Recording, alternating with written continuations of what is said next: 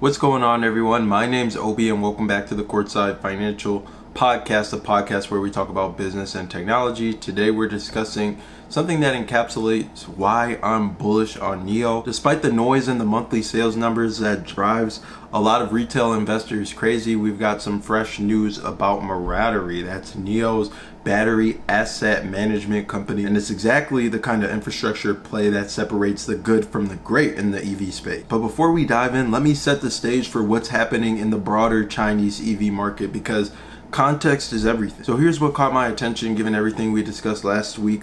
Plug-in hybrid sales are hitting the brakes, a new trend shows. We're talking about a dramatic deceleration from 90% back in February to just around 7.8% in June. That's not a typo, folks. Meanwhile, pure electric vehicles, they're accelerating. They literally have a growth rate of 46% for the first half of 2025. Now, why does this matter for our NIO thesis? Because it validates something I've been saying for years on this channel.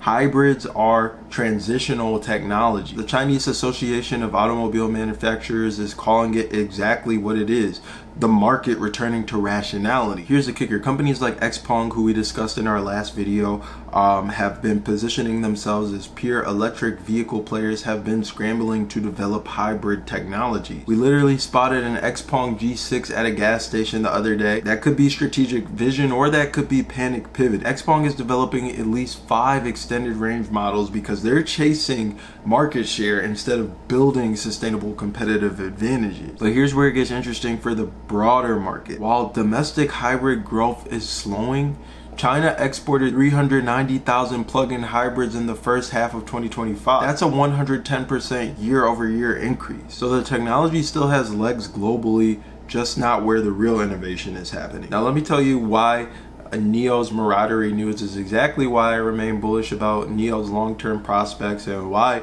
one of our listeners said this is all about being contrarian and right. Mirattery just announced a Hubei Science Technology investment. That's one of their founding shareholders, and they've increased their stake in the Series C round of funding. Now they're being tight-lipped about the details, but here's what we know and why it matters. First is the context. Mirattery was founded on August 18th, 2020 with joint investment from CATL, NIO, Courtside Financial, and Hubei Science Technology investment. This isn't just some side project. This is the asset manager for NIO's battery as a service program that launched in August 2020. And here are the numbers that should make you pay attention. Mirattery has surpassed 27 gigawatt hours of battery assets under management and served over 350,000 users. That's nearly 5 years of building real, tangible infrastructure while everyone else was worried about the delivery numbers. But here's the strategic brilliance that most people miss.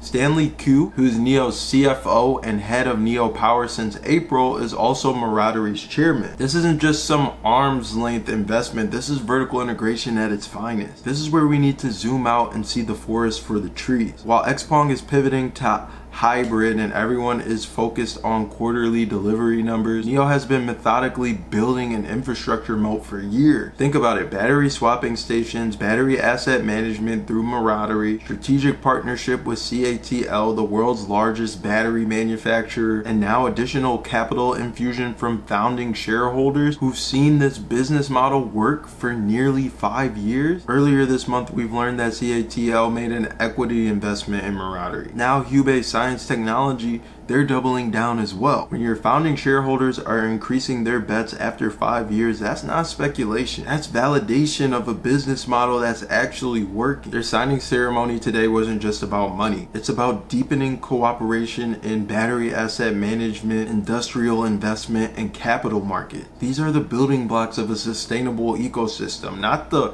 quarter to quarter hustle that we're seeing elsewhere. And so here's what separates NIO's approach from the competition. While others are chasing market share with transitional technology, NIO's building infrastructure that literally becomes more valuable over time. Battery as a service isn't about just lowering the upfront cost of EVs. Although it does that, it's about creating recurring revenue streams, managing life cycles efficiently, and building customer relationships that span decades, not just until the next model year. The fact that Mirattery is securing additional revenue streams in the Series C round of funding tells us that the model is working. You don't get founding shareholders to increase their stakes only after 5 years in a business model, unless the fundamentals are strong. And here's the broader market implication. As the hybrid market rationalizes and pure electric vehicles begin to take over, companies with real infrastructure advantages will separate from those who are just beginning to figure out their infrastructure strategy. Look, I get it. Watching monthly delivery numbers is exciting. Getting immediate gratification and quarterly reports feels good, but sustainable businesses are built on long-term thinking, strategic partnerships, and infrastructure that creates compounding value over time. The comment from someone in this community really resonates with me. Success and sustainability are built on a long-term horizon structured around a framework of infrastructure, supply chain, strategic partnerships, and visionary management. That's exactly what we're seeing with Mirattery's development. While the market obsesses over who delivered more cars last month, NIO is building the foundation for who will dominate the space for the next decade. The Chinese EV market returning to pure electric, competitors scrambling to pivot strategies, and NIO's infrastructure partners doubling down on their investment. These aren't coincidences. They're indicators of a market that's maturing, and also maturing in the exact direction that NIO's been building toward. So stay contrarian, stay right, and I'll see you in the next episode of the Courtside Financial Podcast. If you found this episode useful, valuable, insightful, at the very least entertaining, make sure you hit that subscribe button for me, click the like button, click the notification bell icon, leave a comment down below. All your engagement really does go a long way in helping out the channel, and we'll catch you in the next installment. This has been Obi. Thanks for watching. Goodbye.